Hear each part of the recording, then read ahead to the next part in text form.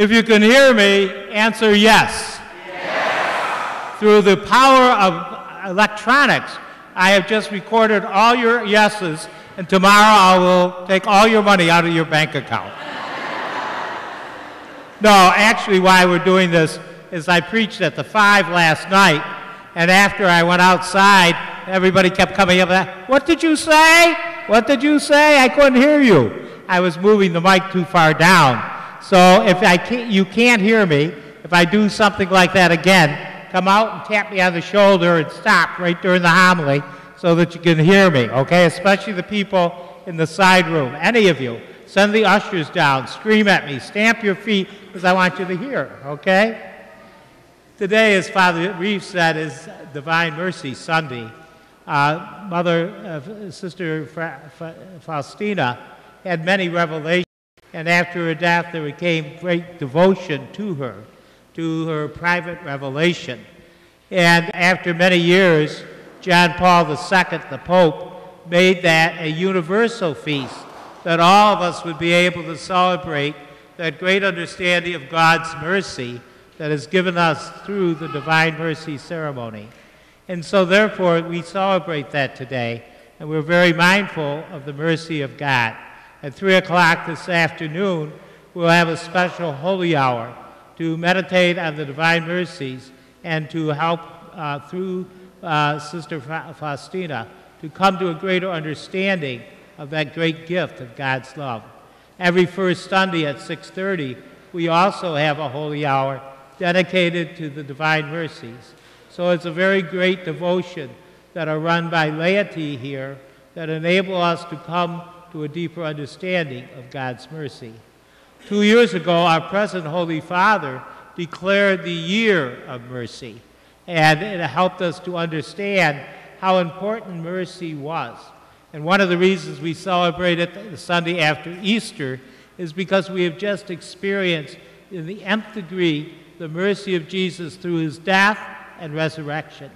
But we also have to see that whole concept of mercy is more personal to us and is part of our everyday life. And so that is something that I feel very strongly about. And I experienced in my own life, very early on in life, that goodness of God and his mercy. In the time of difficulty, the time of problems.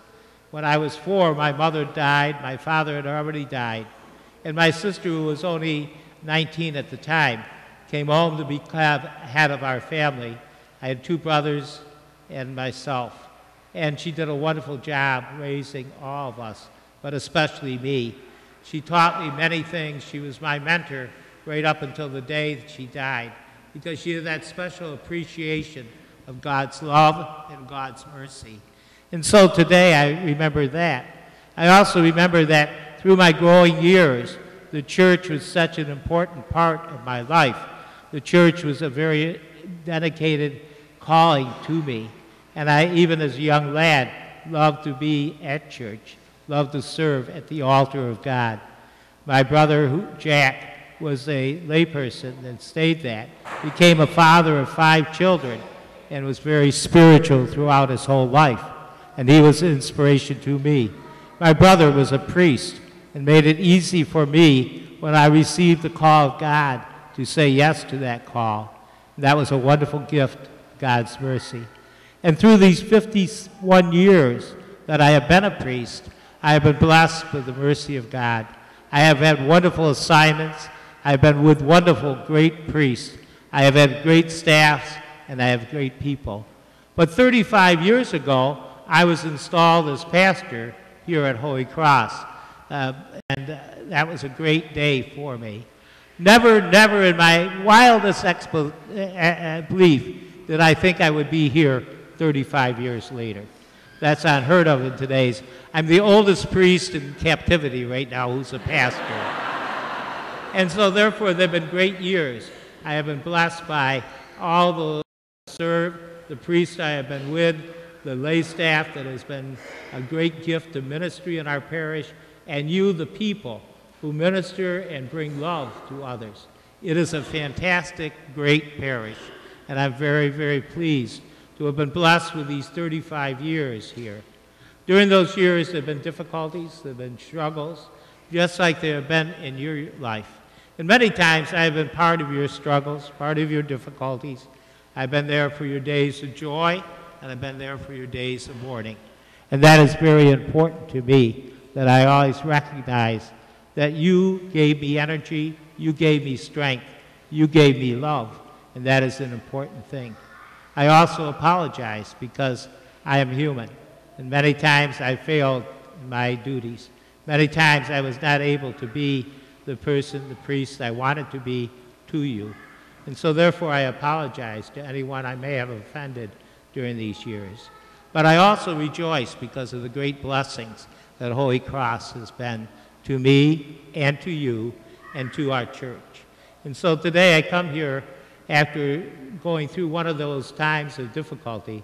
I have not been here in 3 months because of my illness. And about 3 weeks ago, I was laying in bed, not able to walk. I was not able to get out of bed. I was not able to get up without a lot of help. And I had just come back from seeing the doctor for my operation. I had my spine opened and helped me be able to do these things.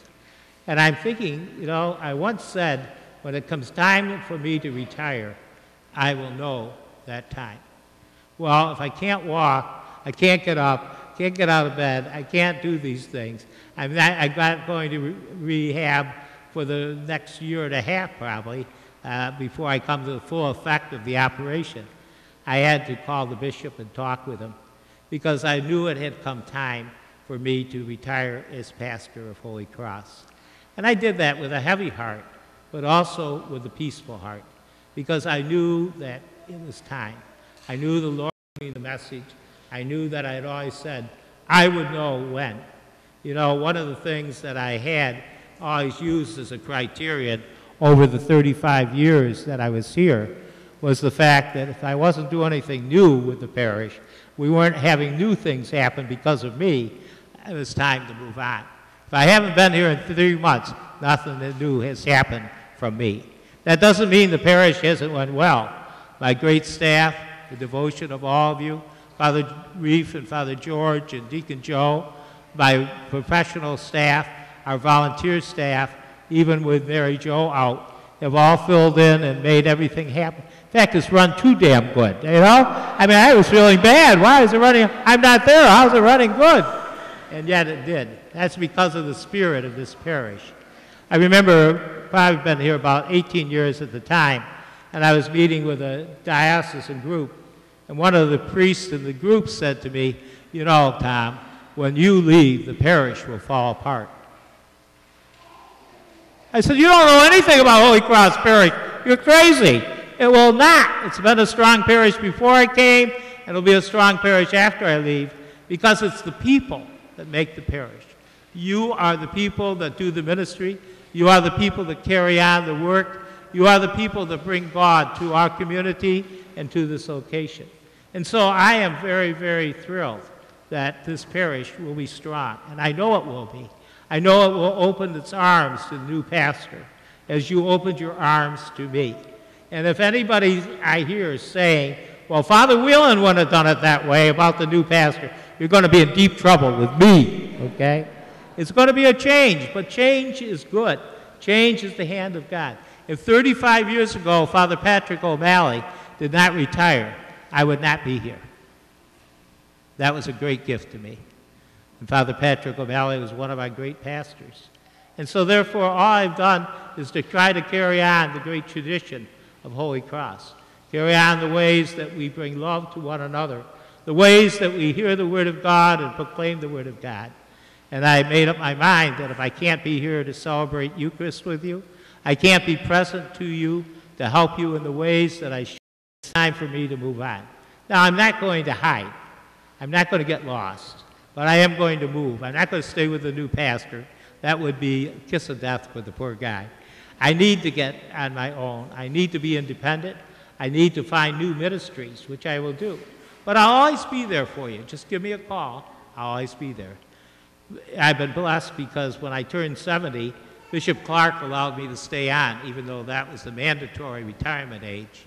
I got to 75, and Bishop Montano let me stay on time. 75, 76, 77, and I'm coming up at 78. So that's been a great run. It's been a great time of joy, great time of inspiration.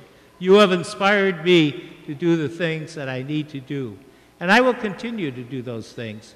I will continue to minister until the day I go home to meet the Lord. And I rejoice at that. But I can do it because of your inspiration, because I see how good you are. I see the deeds that you do. I see the struggles that you have in your lives. I see the strength you have to overcome evil and to do good.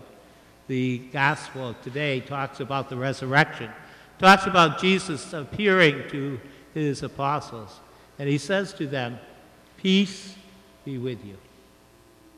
Peace be with you. And I say to you today, peace be with you, because you are empowered by the resurrected Lord. You are empowered by the Spirit to have peace in your heart.